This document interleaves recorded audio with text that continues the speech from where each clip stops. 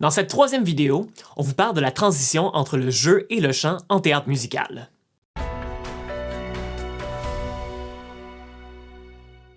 Un commentaire qu'on entend souvent des personnes qui aiment pas vraiment la comédie musicale, c'est que, pour eux, les chansons sortent de nulle part dans le simple but de divertir. Whoa. So, an actor is saying his lines, and then out of nowhere, he just starts singing? Yes! Well, that is the stupidest thing that I have ever heard.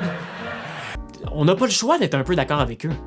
Lorsqu'il n'y a aucune motivation derrière la transition entre le jeu et le chant, eh bien, il y a une véritable rupture de la trame narrative, et le spectateur va perdre le fil de l'histoire.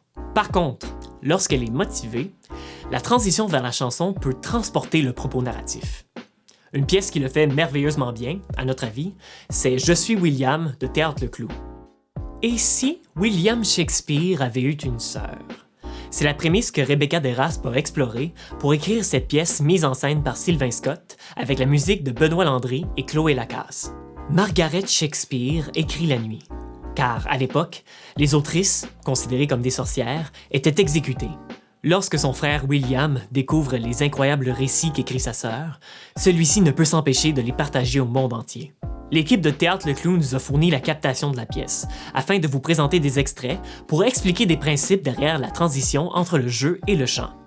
D'abord, une chanson peut fournir un élément de contexte. D'ailleurs, il n'est pas rare qu'une pièce commence par une chanson. Dans Je suis William, un slam du narrateur, interprété par Renaud Paradis, établit les conventions que le spectateur devra accepter pour écouter la pièce. En mon nom de narrateur, de faiseur de récits, je prends la liberté de m'amuser avec le statut de vérité. Le vrai, le faux, c'est qu'on est, puis vient la faux. Entre les deux, je vais vous raconter l'histoire telle que je me plais à la rêver. Et sur mon corps sont écrits les mensonges auxquels vous rattacherez la réalité dont vous voudrez vous emparer. Parce que oui, même si je mens, je fais le serment qui suit. Ce récit et le nôtre aussi, tout vrai dans sa magie, tout vrai, le voici.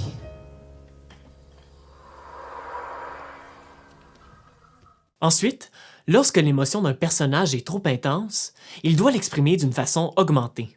C'est là que la musique prend le dessus sur le dialogue. Par exemple, alors que Margaret tente d'expliquer à sa mère toute la frustration qu'elle ressent de ne pas pouvoir écrire, la chanson revient à nouveau au paroxysme émotionnel de la scène. Il a peur que tu jettes la honte sur notre famille, avec ce comportement discutable. Comportement discutable? Mais qu'est-ce que ça veut dire? Je fais tout comme il faut. Je ne parle jamais. Je me cache quand je pleure et je lave tous ces vêtements. Comportement discutable? Je pourrais écrire et devenir la plus grande auteure de tous les temps. Et je continuerai de me détester puisque les femmes qui ont la prétention de vouloir parler sont toutes des sorcières à qui il faudrait couper la tête. Comportement discutable. Quand ses fils s'embourbent dans le fil ténu de la vie, il les soutient avec tout ce qu'il a d'amour. Mais quand une de ses filles dit non, elle reçoit l'écho de sa propre colère en plein visage.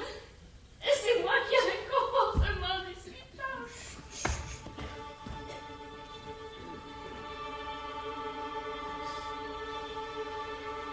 Dis-moi ce que je dois laver. Dis-moi ce que je dois frotter pour demain préparer. Dis-moi que j'arrête de penser. Parfois, le motif derrière une chanson peut être simplement que le personnage chante et joue véritablement d'un instrument, comme cet extrait où William Shakespeare, interprété par Simon Labelle-Ouimet, chante un poème pour sa douce Amulette. J'ai longtemps hésité entre la métaphore de l'étoile et la rime en hête. Vous allez constater par vous-même le choix que j'ai fait.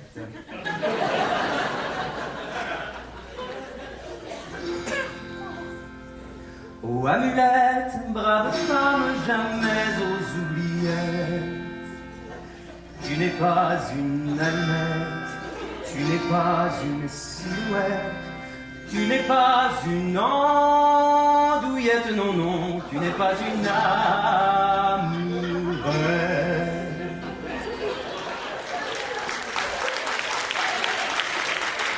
Finalement, en théâtre musical, une chanson est une opportunité de s'immiscer à l'intérieur de la tête d'un personnage afin d'entendre ce qu'il pense. C'est un moteur très puissant pour comprendre ce qu'il vit, et c'est une technique que Joshua Williams maîtrise parfaitement. Margaret Shakespeare, interprétée par Eddie Tervizet, utilise ce procédé à plusieurs reprises dans la pièce, offrant de précieux moments d'intériorité. Mon moment musical préféré de la pièce arrive lorsque Margaret écrit la nuit. Elle exprime comment l'écriture la fait sentir. En arrière-plan, on voit ces personnages qui prennent vie dans son esprit. Dans la nuit qui m'apaise, je trace à mon aise des amours transis pour calmer mon dépit. J'écris avec tout ce que j'ai. Je pourrais devoir perdre une seule goutte de ce sang sans tenter d'en récolter jusqu'au dernier atome. J'écris pour tout ce que j'ai. Mesurer le vent de ma colère au voile de leur pauvre bateau. J'écris de mes mots acérés. J'écris de toute ma veine. Je me tiendrai à t'écouter jusqu'à ce que tu ne sois plus jamais seul. Et même si la mort me guette dehors,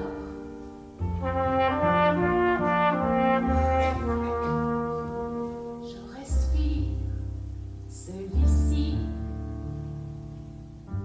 Je suis William a été mon coup de cœur de la dernière année. Et je tiens à remercier Théâtre Le Clou de nous avoir permis d'utiliser des extraits de cette pièce incroyable. Il y a évidemment une tonne d'autres raisons qui justifient la transition entre le jeu et le chant. Par contre, celles de contexte, de paroxysme émotionnel et d'intériorité sont définitivement parmi les plus fréquentes. Si vous avez aimé cette vidéo, vous pouvez la partager sur les réseaux sociaux. Pour encourager le Festival de théâtre musical du Québec, vous pouvez vous rendre au www.ftmq.org et faire un don mensuel de 1 ou 2 $. C'était la dernière vidéo de cette série de capsules éducatives. Si vous avez des idées de d'autres sujets que vous aimeriez qu'on couvre en théâtre musical, vous pouvez les laisser en commentaire. Merci beaucoup de votre soutien. Et de la part de toute l'équipe du FTMQ, on vous souhaite de joyeuses fêtes.